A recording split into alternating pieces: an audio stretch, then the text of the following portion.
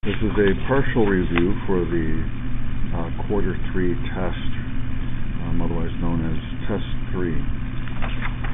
I'm not going to guarantee that this review goes over all the material that's on the test. You will need to see your packet, starting with this kind of a page, to see a complete list. Question number 1. The speed of sound is about 340 meters per second. It takes 5 seconds to hear an echo. How far away is the wall or the cliff? So question number 1. Here's the wall or the cliff. Here's the person that's making the sound. They make the sound, and the sound travels to the cliff and back again, and that whole trip takes a time of 5 seconds. During this entire trip, the velocity is 340 meters per second. What we want to find out is the distance just in one direction from the person to the cliff. So we're first going to find the total distance traveled. So we have v equals delta x all over t. For the entire trip, the velocity is 340. For the entire trip, the time is 5 seconds. And let's find out what the distance delta x is for the entire trip forward and back. So we multiply both sides by 5, and then multiply that, and I'm going to get 1700. Now that is for the entire trip forward and back. I've said in our picture problem here, this delta x is only from the person to the cliff, so I have to cut this in half. The 1700 is from here to there and back. So dividing that out,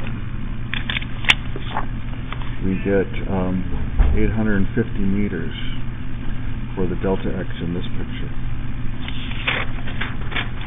Number 2, liquid has an index refraction of 4. What is the speed of light in this liquid? Liquid has an index refraction of 4, so that is going to be our n value. The speed of light in the fluid, that is going to be the v that we are looking for. What is the speed of light? The equation that relates these things together is n equals c all over v. N is the number 4 here.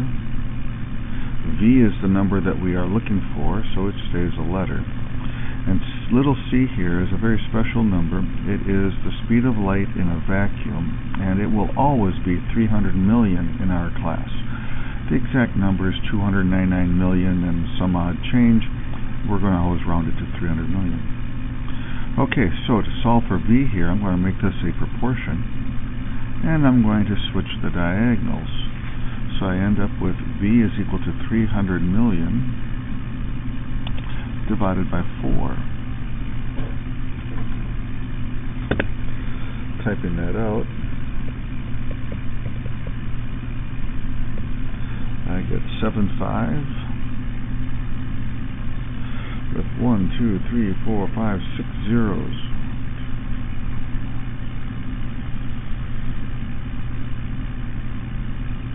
$75 million. Number 3, a ray of light travels at 100 million meters per second in an unknown type of glass. What's the index of refraction? Okay, so this is the velocity in the glass, so that is v. We're looking for what is the index of refraction, so that is the n that we're looking for. We're going to use the same equation here to find this.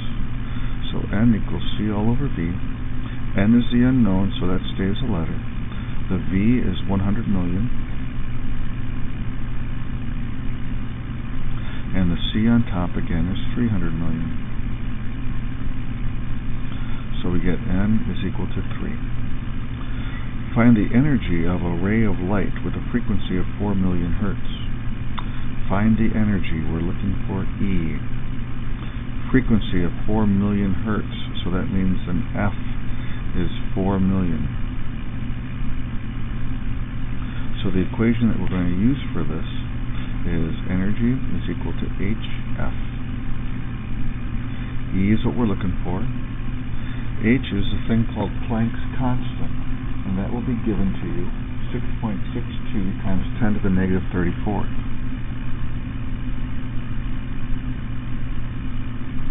And then the frequency of 4 million. that out.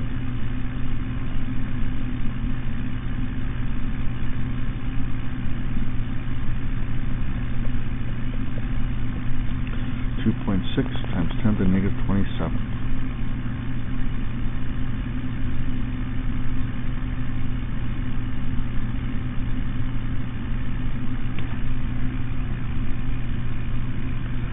Number 5.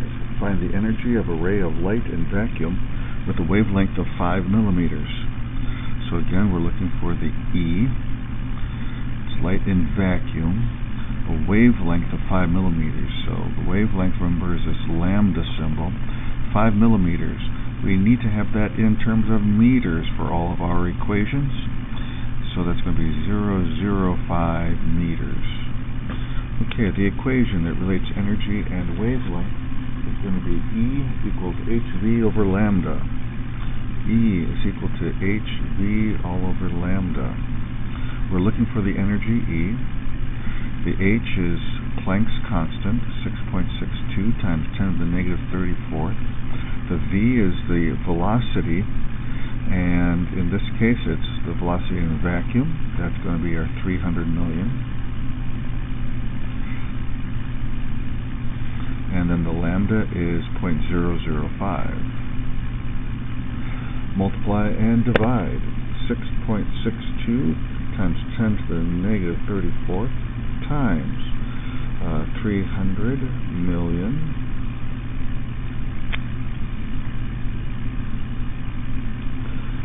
divided by 0.005,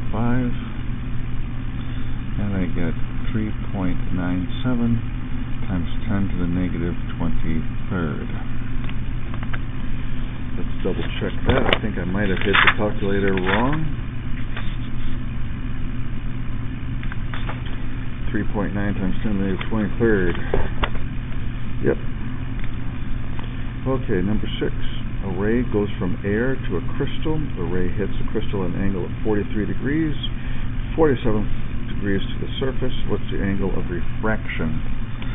Okay, so here's the index of refraction for the first material. I'll call it N1. Into the crystal. Here's the index of refraction there. This is the second material, so I'm going to call it N sub 2. The ray hits a crystal at an angle of 43 to the normal. That's the theta 1. This 47 degrees to the surface is not usable. We don't use the angles to the surface, only the angles to the normal. And what's the angle of refraction? We are looking for theta sub 2. So we're going to use Snell's law. N1 sine of theta 1 is equal to N2 sine of theta 2. Putting in our numbers, N1 is 1. Sine of theta 1 is going to be sine of 43. And N2 is the number 2. Sine of theta 2 is our unknown. We're looking for theta 2. Let's turn this sine of 43 into a decimal. So on my calculator, I type in 43, then sine. On your graphers, you do it in the opposite order, the sine button first and then the 43. But you should get 0.68. Remember to have your calculator in the degree mode. Okay, so the left-hand side is 0.68. I'm going to have to then divide both sides by 2, and I get 0.34 is equal to the sine of theta 2. Now this is not my answer. I want just plain old theta, not sine of theta. So I do the inverse sine of both sides.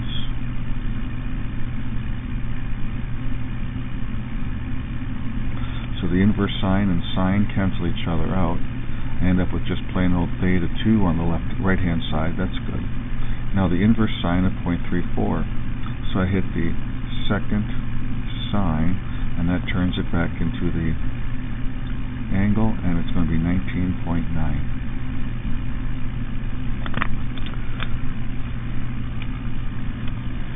Number 7. A ray goes from air to an unknown liquid. The ray hits liquid at an angle of incidence of 20 degrees. Inside the liquid, the angle of refraction is 10 degrees. What's the index of refraction of the liquid? So I'm going to use Snell's law here again. The first material is air, which is 1. Sine of theta 1 is the initial angle of incidence, which is 20 degrees. N2 is what we're looking for, the index of refraction of the second liquid. So that stays a letter. Sine of angle of refraction is 10 degrees. On the left-hand side, the sine of 20 is 0.34. Then we have on the right-hand side, N2, sine of 10. The sine of 10 is 0.17. Divide both sides by 0.17 in order to get the n by itself, and I'm going to get 2. Number 8. Find the resistance of a wire. We don't need to worry about that. That was not done this year. Number 9. Draw a ray diagram to draw the image of an object. The mirror is concave, the focal length is 10, and the object is 30. Use the equation to find the distance to the image. Okay. So let's first draw the ray diagram.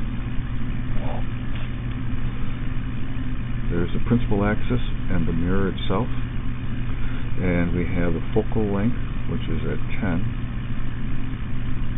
and then the object is 30. The main idea here is that it is 3 times as far from the mirror as the focal point. So here's 1, 2, 3, about here. The exact location is not going to be important. Okay, so this is your given information. This object is very far away from the mirror compared to the focal point, and the task is to draw the ray diagram. So the first step is to draw the ray parallel to the axis, and it reflects through the focal point. The second line goes from the top through the focal point,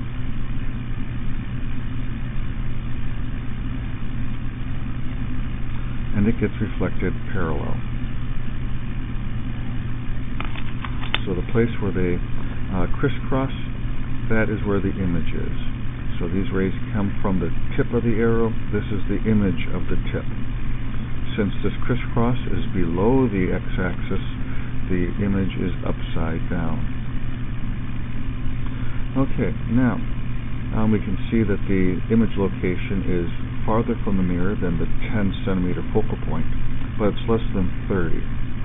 So our next task is to use the equation to find this exact image. The equation is the Fedoti equation. So the F is 10, the object distance is 30, and we are looking for the image distance. I'm going to change these to decimals. 0.1 is equal to 0.033 plus 1 over di.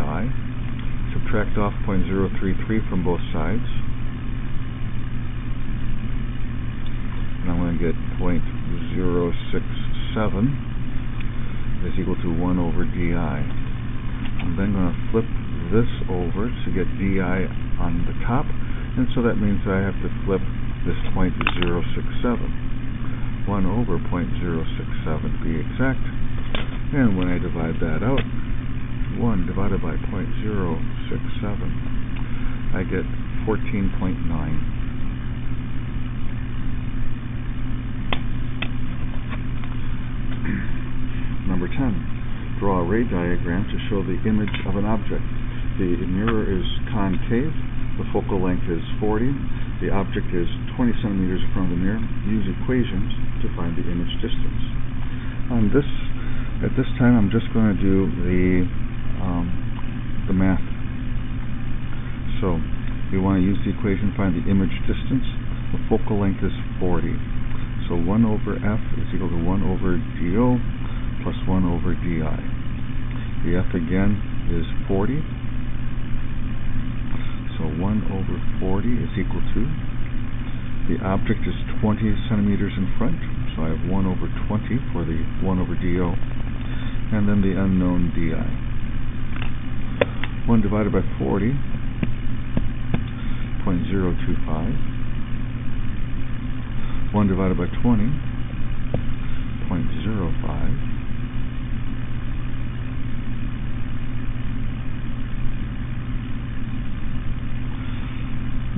subtract off 0.05 from both sides, and I get negative 0.025 is equal to 1 over di.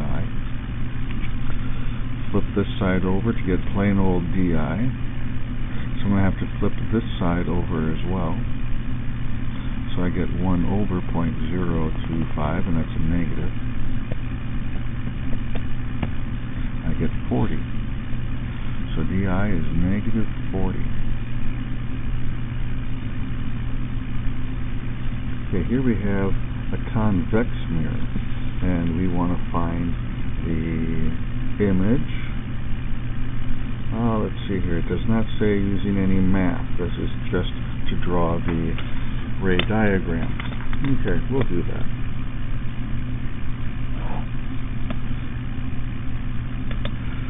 The focal length is 10, and the object is 5, so that means that the object is closer to the mirror than the focal length. That's a good approximation.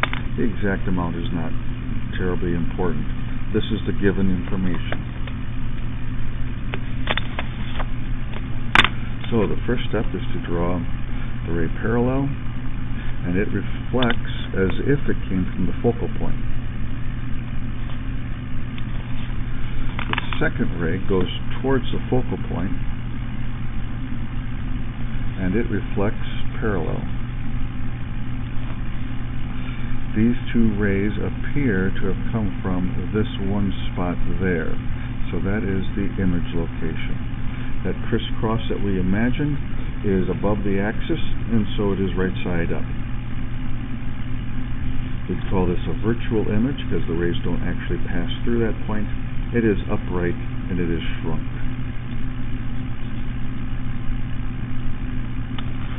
Okay, let's go on.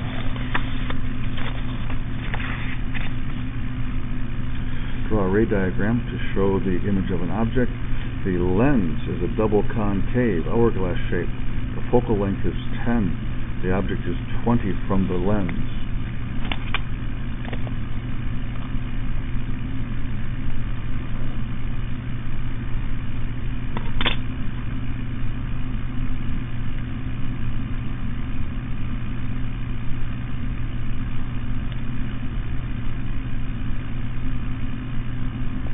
So there are going to be two focal points, one for each of the surfaces. The object is 20, so that just means that the object is about twice as far from the lens as the focal points. So that's the given information, and we're told to draw the ray diagram. So the first step is to draw a parallel ray, and it refracts as if it came from the focal point. The second ray goes towards the other focal point,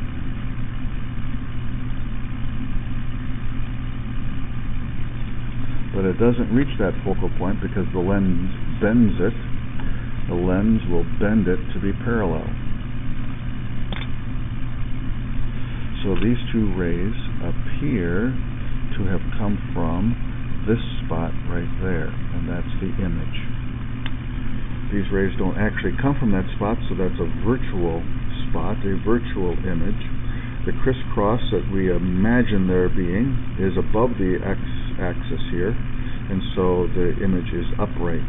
And we can see that the image is smaller than the object, and so we'd call that reduced. Okay, we want to use the lens equation to find the exact location of this image. So we're going to use the Fedoti equation again.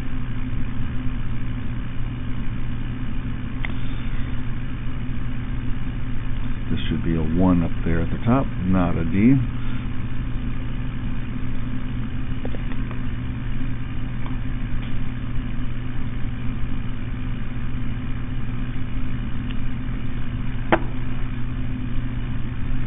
For lenses, you are only going to be doing this equation with double convex lenses, like a football shape, and all the numbers will be positive. Okay, so 1 over f is the focal length. That's going to be 1 over 10. The object is 15, so DO is 1 over 15. And then we have the DI. Changing things to decimals, we have 0.1 for the 1 over 10. 1 over 15 will be 0.0666.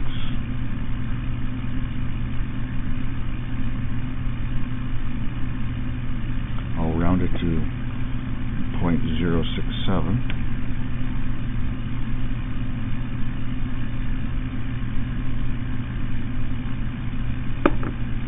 Plus 1 over di. Subtract off 0.067 from both sides, we get 0.033. Flip everything upside down. 1 divided by 0.033 is going to be 30.3.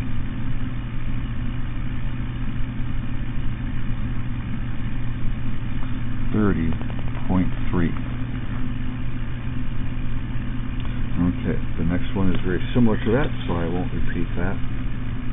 A wave has a speed of 50 meters per second. Frequency is 20. What's the wavelength? So we have the equation v equals f lambda. But v is the velocity, that's 50. Frequency is 20, so that's the f.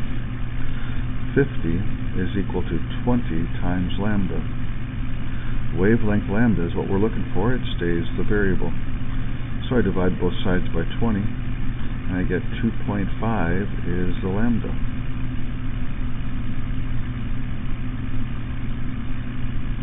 What is the energy of a wave with a frequency of 5 million hertz? We're looking for the E. The 5 million is the F. So the equation that relates these things together is E is equal to HF. E is what we're looking for, so it stays a letter.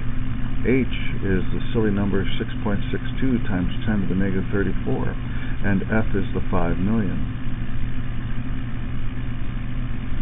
Multiply those together. 6.62 times 10 to the negative 34 times 5, 1, 2, 3, 1, 2, 3, 5 million. 3.31 times 10 to the negative 27. That is the answer for problem number 23.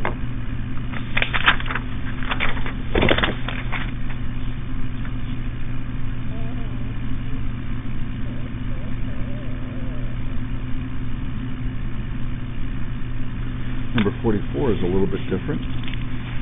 If an object is 20 centimeters from a concave mirror and the image is 10 centimeters in front, what's the focal length? We'll be using Fedoti, but we're going to be solving for a different variable compared to the previous problems here today. We are looking for the f. That stays a letter. So 1 over f is equal to 1 over, the object is 20 centimeters away, so 1 over do is 1 over 20. Then we have 1 over di. The image here is 10 centimeters in front, so that's 1 over 10. 1 over f stays the letters. 1 over 20 is going to be 0.05. 1 over 10 is going to be 0.1. Add those together, you get 1 over f is equal to 0.15. I don't want 1 over f, though, as my answer. I just want plain old f. F on top, so I have to flip that. If I flip one side, I got to flip the other. So I get f is equal to 1 all over 0.15. 1 divided by 0.15 is 6.6.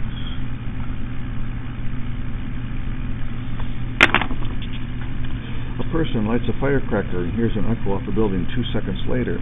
How far away is the building? Speed of sound is 340. Okay, we did one like this at the beginning. They have the person. The sound is traveling to the cliff and back again, or to a building and back again. The total time is 2 seconds. The velocity during the entire time is 340. So let's figure out how far it travels during this entire time. We have v is equal to delta x all over t. The velocity is 340. The delta x is unknown and the t is 2. Multiply both sides by 2 and we get 680 meters for the delta x. But, as I was saying before, this 2 seconds is the time for the forward and back, the velocity of forward and back, so this is the distance of forward and back.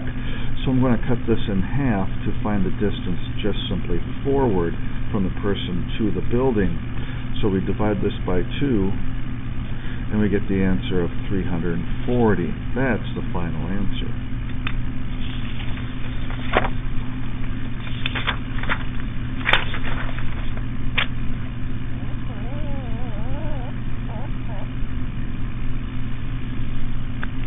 Don't see any math problems on that sheet, and this is the answer key.